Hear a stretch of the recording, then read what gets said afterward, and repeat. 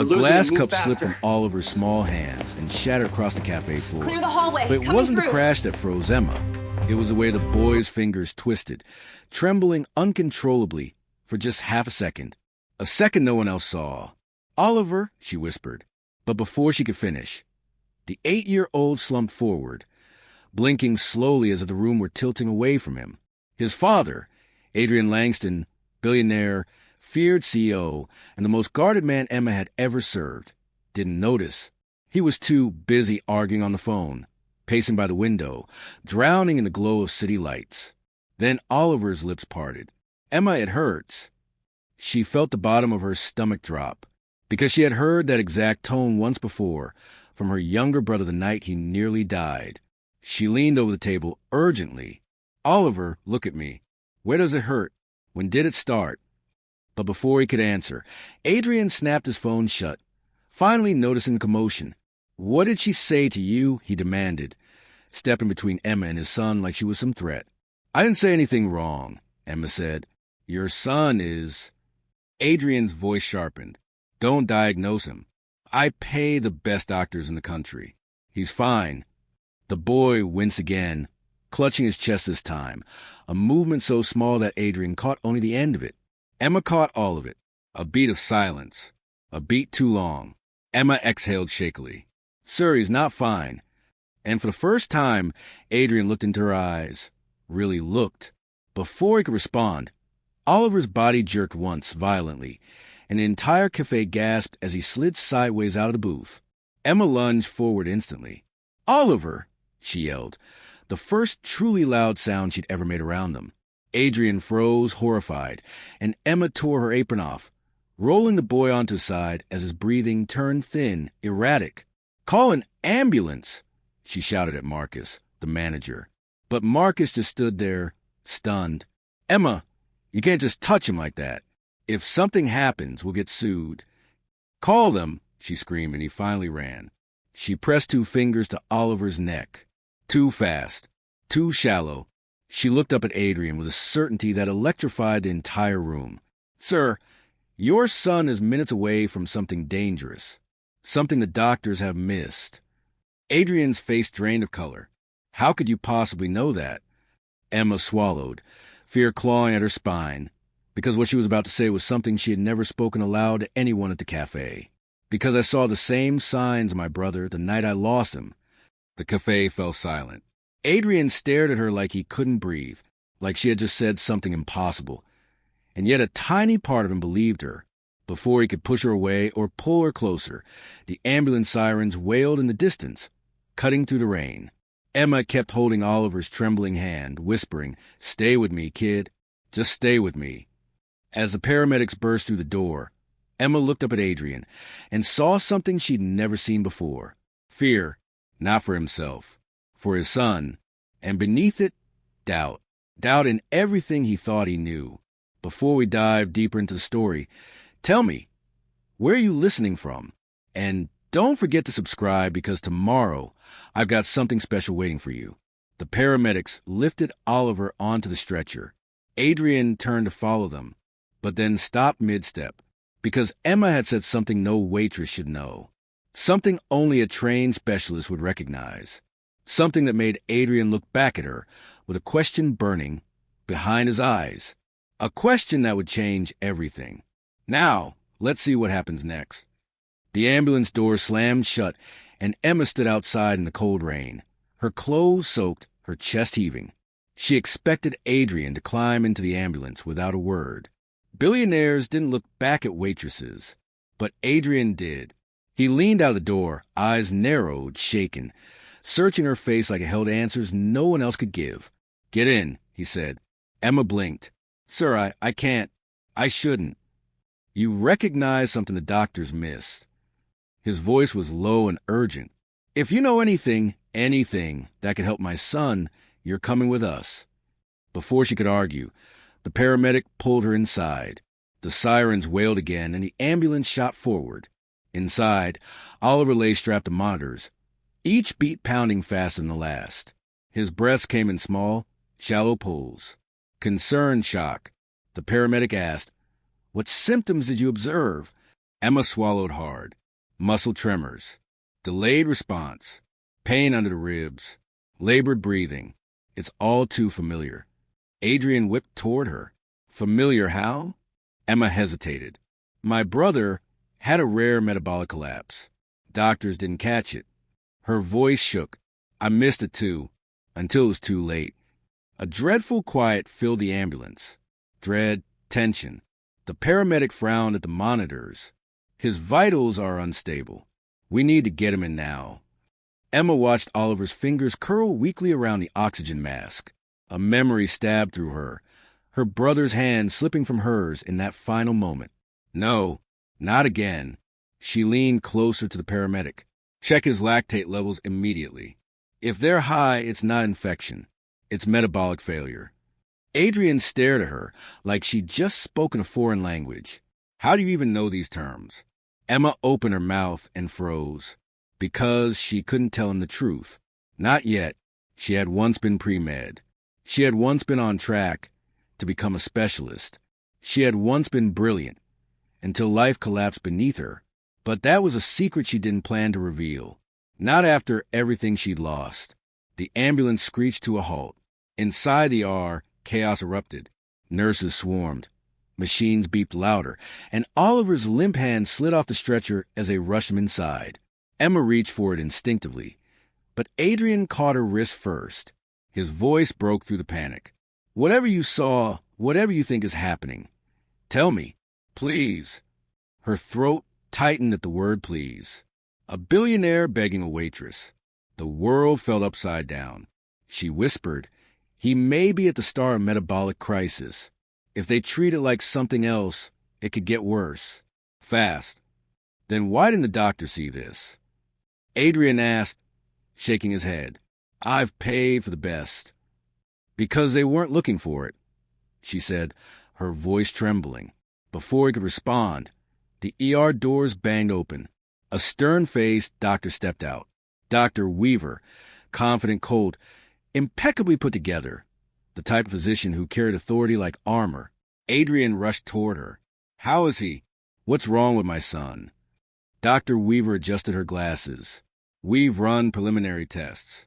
His symptoms resemble a viral recurrence, but we'll keep him for observation. Emma stepped forward without thinking. No, that's wrong. The room stilled. Dr. Weaver blinked in disbelief. Excuse me.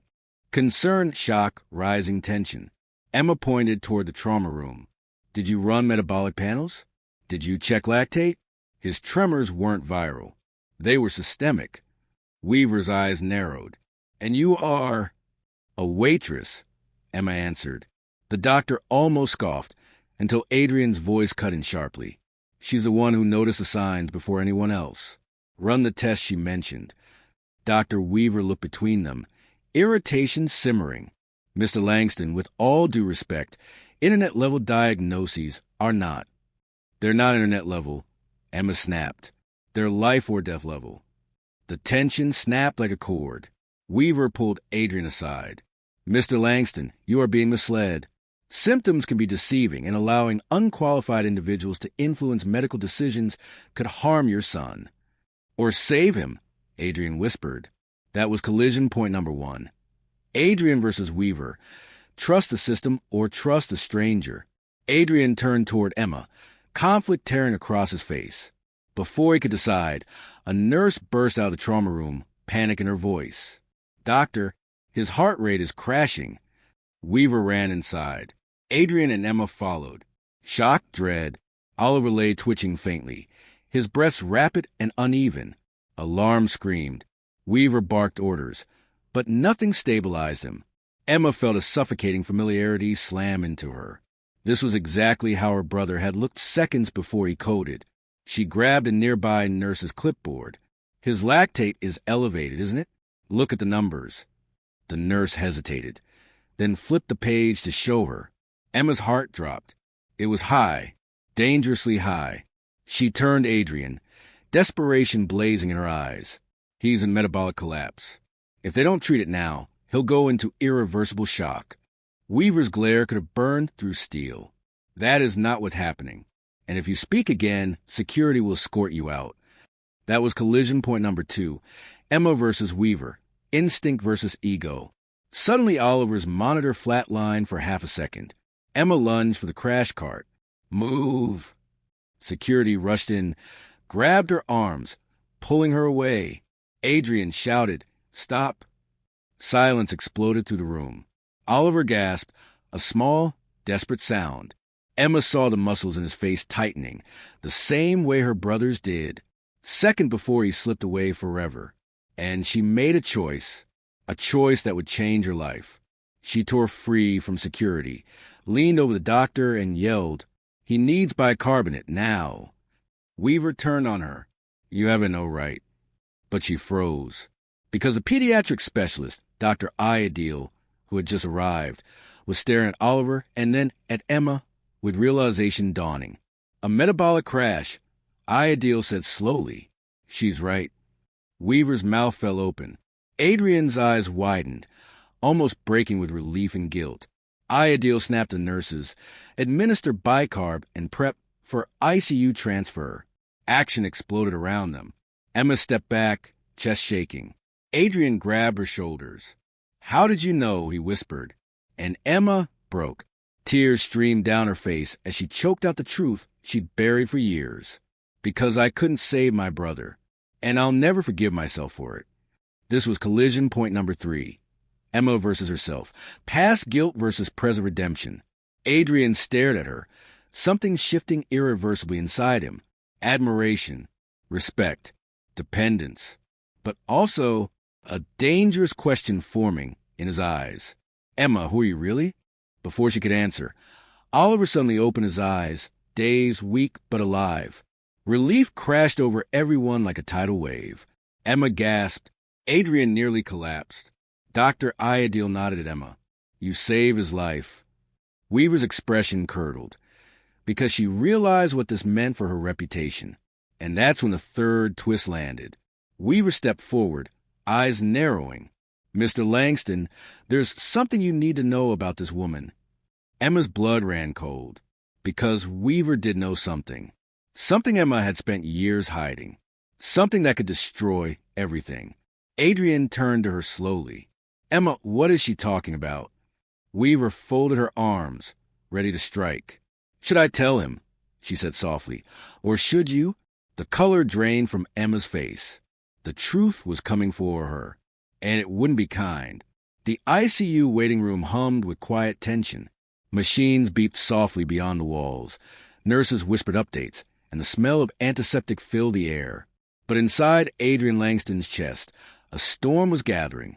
His son was alive, because of her. Yet Dr. Weaver's warning still echoed in his mind like a threat with teeth. "Mr. Langston, there's something you need to know about this woman."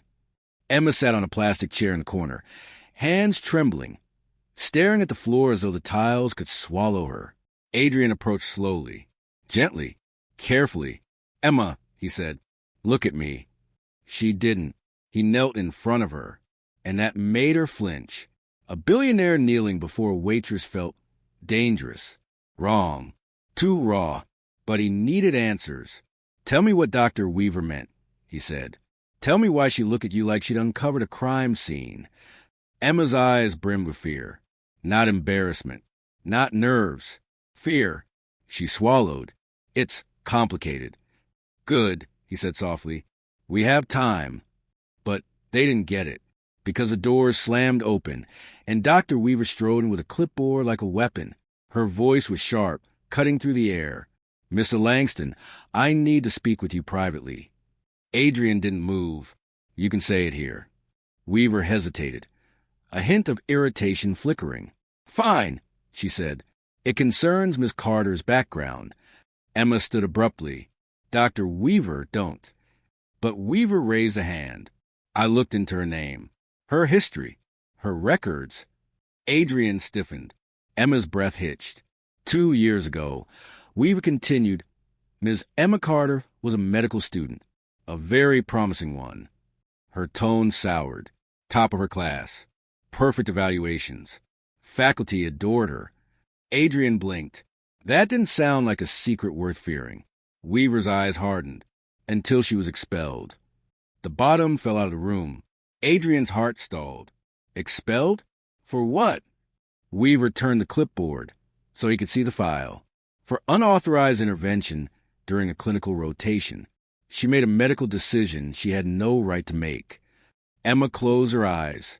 Her hands gripped the back of the chair, so tightly her knuckles whitened. Adrian whispered, "What happened?" Weaver's voice softened with a venomous kind of pity. "Her patient died." The words landed like a gunshot. Emma reeled as if physically struck. Her breath trembled. "That's not the truth," she whispered. Weaver folded her arms. "His chart says otherwise. His family filed complaint. The board agreed. She was dismissed and barred from future medical practice." Tension, shock, emotional rupture. Adrian stared at Emma, his expression unreadable. "Is that true?" She looked up with eyes full of pain, but also resolve. "Yes," she said quietly, but not the way she sang it. Weaver scoffed. "The facts." Emma stepped forward, fire in her voice. "Fact without context are lies dressed as truth." Weaver's eyes narrowed. Adrian leaned closer to Emma, searching her face. "Tell me what really happened." Emma drew in a slow, painful breath, the kind you take before ripping off a bandage that's become part of your skin. "It wasn't just any patient," she said softly. "It was my brother." Adrian froze. "He was admitted after collapsing," Emma continued. "They insisted it was dehydration. I knew something was wrong, something deeper, the same metabolic signs Oliver had tonight." Weaver's jaw tightened. "They ignored me. Every doctor brushed me off because I was just a student and because I was family." Her voice cracked. "So I intervened. I ordered tests. I pushed for treatment." She wiped a tear. "But it was too late. He died." Adrian's breath hitched. "And because I broke protocol," Emma whispered, "they blamed everything on me." The room fell silent. Weaver crossed her arms. "That is not how clinical medicine works." Emma stepped closer, trembling with fury. "No, that's how the system protects itself. And you know it." Dr. Weaver stiffened, because she did know, and Emma calling it out threatened her authority. Adrian stood between them. "That's enough." Both women backed slightly. Adrian turned to Weaver. "Is Oliver stable now?" Weaver nodded stiffly. "Yes. Dr. Iadil initiated the correct treatment. He's improving." "And Emma is the one who recognized the condition first," Adrian said. Before your entire staff." Weaver flushed. "Mr. Langston, I'm not dismissing the person who just saved my son." Weaver's eyes flashed, but she bit her tongue for now. She left the room, heels clicking sharply, frustration echoing behind each step. Silence settled again, soft and fragile. Adrian turned back to Emma. She stared at him as if bracing for the moment he'd walk away. But he didn't. He walked toward her. "Why didn't you tell me?" he asked gently. "Would you have believed me?" she whispered. He had no answer. She exhaled shakily, wiping her eyes. "Every time I get near a hospital, I feel like I'm walking through the ashes of everything I destroyed. I didn't want you to know. I didn't want anyone to know." Adrian studied her, then sat beside her, knees brushing. "You didn't destroy anything," he said. "You tried to save someone you loved." Emma shook her head. "And I failed." "You didn't fail tonight." Her breath caught. "That's not luck or chance, Emma," he said softly. "That's skill and courage." Her voice broke. "I don't know how to accept that." His hand hovered near hers, not touching, but close enough to feel warmth. "You don't have to accept it yet," he murmured. "Just don't run from it." Time stretched between them, fragile, intimate. Then the ICU doors slid open. Dr. Iadil approached with a warm, steady expression. "Mr. Langston," he said, "Oliver is asking for you." Relief broke across Adrian's face. "Can I see him?" Iadil smiled. "Yes, he's stable enough." Adrian stood, then turned to Emma. "Come with me?" She froze. I shouldn't." "You should," he said firmly. "He's alive because of you." Iadil nodded with approval. and he's asking for the kind lady from the diner. Emma's hand flew to her chest. Together, they entered the room. Oliver lay propped up slightly, pale but awake. His eyes lit up when he saw Emma. "You're the waitress," he whispered with a tiny smile. Emma's face melted. "Yes, and you scared us." Oliver chuckled weakly. "Dad says you're a hero." Emma shook her head. "No, I just noticed something." "That's what heroes do," Oliver said. Adrian watched it with a softness he didn't understand yet, but felt like gravity pulling him in. As Oliver drifted back to sleep, Adrian pulled Emma aside. "You're not leaving," he said quietly. "Not tonight." Emma blinked. "Adrian, you saved my son, and I'm not letting you walk out of my life like you're nobody." A chill ran through her. Not fear, recognition. This was a turning point, where their world began to rearrange around each other. But outside the room, unseen, Dr. Weaver watched them, and her expression had shifted from irritation to calculation, to something far more dangerous. "Enjoy this moment," she murmured under her breath, "because I'm not finished with her yet." The hospital rooftop was quiet, washed in silver moonlight and the faint hum of city traffic below. Emma stood alone, gripping the railing, trying to steady her breath. Oliver was safe, alive, recovering. The weight she had carried for years should have lifted. But it hadn't, because Dr. Weaver wasn't done. The door creaked open. Emma turned, but instead of Weaver, it was Adrian. His face looked troubled in a way she hadn't seen before. "Emma," he said softly, "we need to talk." Her stomach twisted. "What happened?" He held out his phone. A news article glowed on the screen. "Billionaire's son nearly dies under illegal medical advice. Waitress with expelled student record interferes again." Her blood ran cold. Weaver had leaked it. Adrian's jaw clenched. "My team is doing damage control, but it could destroy your life." Emma shook her head, stepping back. "It's already destroyed, Adrian. This just makes it official." He approached her slowly. "No, we're not doing that. You saved my son, Emma. I won't let them turn you into their scapegoat." "Why?" she whispered. "Why risk anything for me?" "Because you didn't hesitate to risk everything for Oliver." Her eyes glistened. "I didn't think.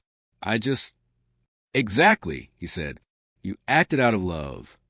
His voice broke slightly. "I haven't seen that kind of courage in years." The rooftop door slammed open. Dr. Weaver emerged, arms folded, expression sharpened like a blade.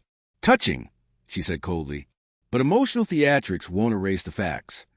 Adrian stepped in front of Emma. "This ends now." Weaver smiled, the kind that didn't reach her eyes. "Oh, it will, but you're not going to like how." She held up a document, a formal allegation, a request for Emma's arrest under medical fraud statutes. Emma gasped. "You're going to have me arrested?"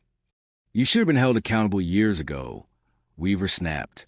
"And I won't let you gamble with another life." Adrian's voice was low, dangerous. "Oliver is alive because of her." Weaver didn't flinch.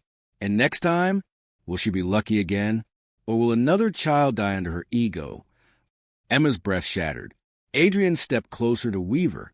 "You're not doing this for safety. You're doing it for pride." Weaver's jaw twitched.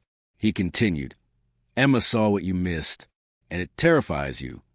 The silence was volcanic. Weaver snapped. Not loudly, but with the coldness of someone who had just lost control of her narrative. "She will answer for her actions. Tonight." Emma grabbed Adrian's arm. "Stop. Please. Don't fight her. I'll go. I can explain myself to Board." "No," he said fiercely. "You've sacrificed enough." But she shook her head, tears falling. "Adrian, running ruined my life once. I won't let it ruin yours too." He stared at her, helpless. And then Emma stepped forward, past Adrian, and stood before Weaver with her hands trembling. "Fine," she whispered. "If you want to put me on trial, I won't hide." Weaver smirked, satisfied. But Emma added, voice steady now, "Just know this. You're not doing it because I'm dangerous. You're doing it because I remind you of your own failures." Weaver stiffened. Adrian's eyes widened, because she wasn't wrong. A nurse burst onto the rooftop, breathless. "Mr. Langston, please." Oliver is awake, and he's asking for her. Weaver's expression faltered. Emma turned to Adrian, tears streaking her cheeks.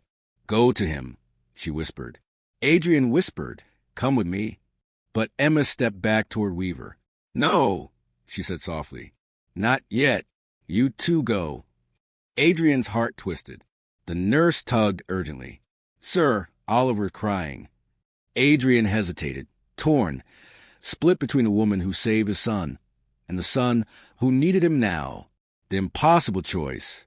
He swallowed hard and finally ran with the nurse. Emma turned toward the stairwell with Weaver beside her. Each step felt like walking toward a sentence she didn't deserve. Because this night, the night she saved a life, was also the night her own life would change forever, in ways none of them were prepared for. 3 months passed, and the world had changed in ways none of them expected.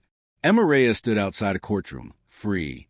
The medical board didn't charge her, not because of the hospital's lawyers, not because of public pressure, but because Oliver Langston, 8 years old and recovering, walked into that hearing room, holding her hand. He told them everything. How she noticed his pain when no adult did. How she stayed by his side when he was terrified. How she saved him when even the doctors failed. And under the weight of that small voice, the board had no choice but to listen.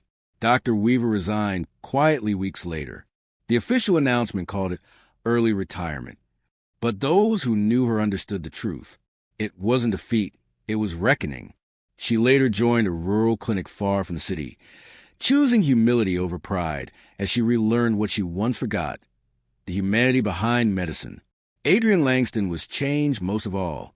The billionaire who once lived in glass towers now spent weekends at free children's clinics, funding new diagnostic programs inspired by Emma's quick thinking. He didn't just donate money. He donated presence, something Oliver had needed long before he got sick. And Emma? Adrian offered her anything, a job, a scholarship, a fresh start. She chose something different. She created a foundation in her brother's name to train everyday people to recognize early signs of rare childhood illnesses. Because kindness doesn't require a degree, just attention. The first donor? Adrian. Quietly, generously, without condition. And every week, Oliver visited her cafe after school, sitting in their usual corner booth, smiling the bright, healthy smile she once feared she'd never see again. Sometimes he'd still wince a little. Old habits, old memories. But now, someone always noticed, because Emma had changed them all. Their story wasn't about a waitress saving a billionaire son. It was about a moment, a tiny moment, when kindness saw what the world overlooked. A moment that changed a family, a hospital, a career, a life, maybe even yours. Stories like this remind us that extraordinary kindness exists all around us. If this touched your heart, please like this video. It helps more people discover these inspiring stories. Drop a comment about what you think and subscribe for more tales of human kindness that will restore your faith in humanity. And most importantly, look for opportunities in your own life to be someone's unexpected blessing. What act of kindness will you perform this week? Let me know in the comments below. Thank you for watching, and remember, the smallest moment of attention can be the difference between a life lost and a life saved. And as for what happened when Weaver met Emma again, well, that's a story for another day.